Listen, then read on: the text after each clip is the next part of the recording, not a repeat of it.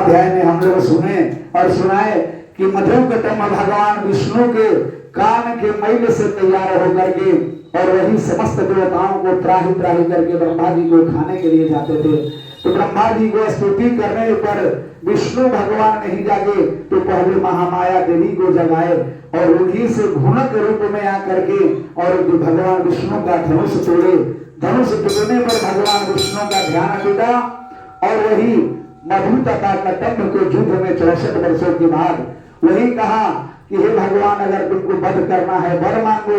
तो जिस वर्ग से विष्णु को वर मांगने के किया, भगवान विष्णु वर ने यही मांगे कि हमारे हाथ मारे जाओ। ऐसे करने पर वे दानव ने गुस्सा कार्य करने पर अपने जंघों पर लेकर के भगवान विष्णु उसको वध कर देते हैं।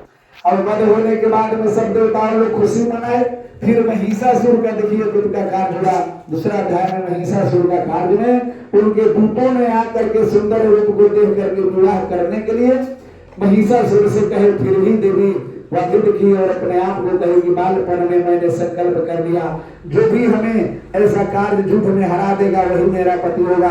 ऐसे वचन को सुनने के बाद में भी भगवती कार्य से कार्य की और फिर जा करके 60,000 सेना को अपने शब्द से हुंकार शब्दों से जला करके भस्म कर देती है। ऐसे वचन को सुनने के बाद में भी महिषासुर नहीं संभल पाया।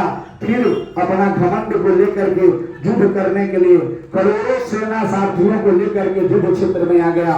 देवी से नाना प्रकार के युद्ध किया और युद्ध के बाद भी भगवान के कार्य किया। गजराज का रूप बना के लड़ने लगा, फिर भैंसे का रूप बना के लड़ा, फिर भी गज के रूप में, फिर मनुष्य के रूप में आकर के तैयार होकर के तलवार से युद्ध करने के लिए तैयारी हुई। मां भगवती गुस्सा में करके और फिर महिषासुर को वध कर देती है। आकाशों से फूलों की वर्षा हुई, फिर सब देवता लोग खुशी मनाए। थोड़ी देर के बाद में भी भगवान की ऐसी दया हुई और महिषासुर के मरे जाने पर सबको वरदान मांगे कि हे माँ भगवती ऐसा वरदान दीजिए जो कि समय आने पर जब जब हम जिसको पुकारे आप यहाँ करके हमें रक्षा कीजिएगा। ऐसे वरदान भगवती दी और अंतर ध्यान हो जाती है।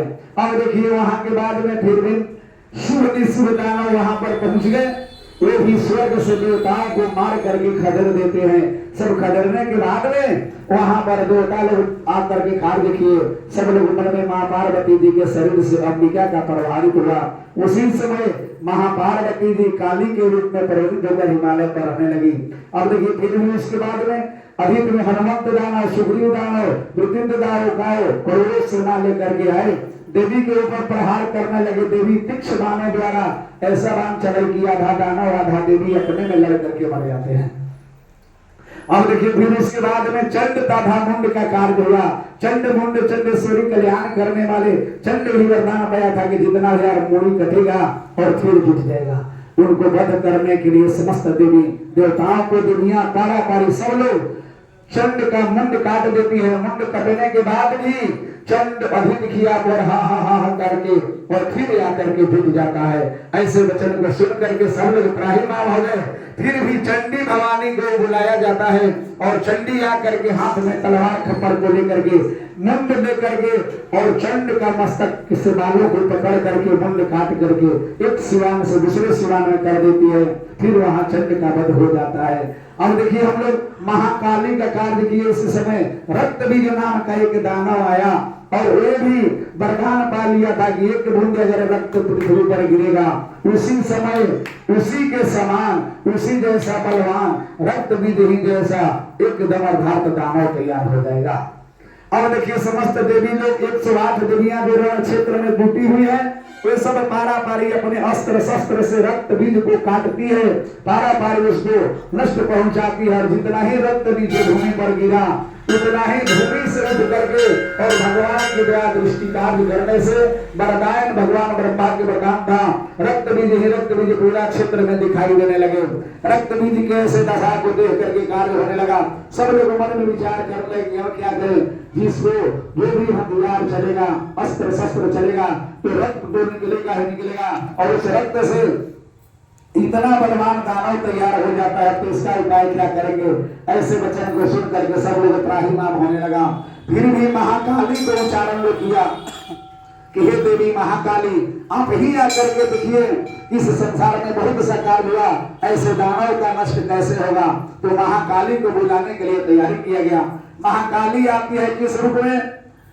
काली कराली जिहवा लपलपाती, मुंह को फैलाती, सर्वविद अधीन, चर्म धर कल्याण, शरीर में कोई उनका मांस नहीं था, हड्डी पे के शरीर था, पूरा शरीर में पैर हाथों की वस्त्र पहनी थी, मुंड की माला पहनी थी, मुख को इतना फैलाई कि हाथी पर बैठे हुए दानव को खड़े खड़े चबा जाती है, जो घोड़ों पर बैठ करके आते हैं उनको चबा जाती है, जो घूमते हैं एक हाथों से किसी को चबाती है, किसी को पैरों से तलवे चबा जाती है, जो भी शरीर से उनका रक्त भीगा इतना जीवा को बढ़ाती है कि भूमि से लेकर के ऊपर आकाश तक ले हर रक्त को जीभ से चाट जाती है। जो मुख में पैदल कार्य किए हैं, जो चर चर चबेना के जैसा चबाती है, उस चबेने को चबाने के तरह से जो मुख में दानव तैयार होते हैं, मुख में ही चर चर चबा जाती, हाथी घोड़ा सारथी सबको चबा करके चूर चूर कर देती है। ऐसे देवी को नमन करने के लिए सबको कल्याण करना चाहिए कि हे देवी महाकाली, हमारे साथ भी जो भी दुष्ट गति हो, दुष्ट व्यक्ति हो और जो भी दुराचारी का कार्य करे उनको आप ही चबा जाए। ऐसे ही कार्य करें, दुष्टों की संहार हो, संतों की कार्य सेवा हो, सब आदमी का इज्जत हाल बचा रहे। भगवान की ऐसी दया दृष्टि देख करके और महाकाली वरदान देती है, फिर भी अपने हाथों से मस्तकों को पकड़ करके कर्मित कार्य करने के लिए मां भगवती तीक्ष्ण तलवारों द्वारा अभिद करने पर मभिद में अहंकार करने वाला, शुद्ध करने वाला, रक्तों से प्रभावित करने वाला उस दुष्ट को रक्त बीज को बध कर देती है। बध हो जाने पर समस्त देवी देवता लोग खुशी के मारे नाचने लगे, गाने लगे, पुष्प की वर्षा होने लगी, तो वर्षाओं से कार्य करने लगे, नगरा लोग बजाने लगे, देवी की जय हो, देवी की जय हो, ऐसी दशा को देख करके करने लगा। जो भी व्यक्ति माँ भगवती की श्रद्धा से पूजन करता है, पाठ करता है, धीरे धीरे माँ भगवती उनको रक्षा करती है, सबको कल्याण करके रक्षा प्राप्ति कर देती है, सब लोगों को त्राही त्राही से बचाती है। उस देवी को हमें गौर फिर भी बोलेंगे, प्रेम से बोलिए महाकाली की, माँ दुर्गा महारानी की, महालक्ष्मी की जय।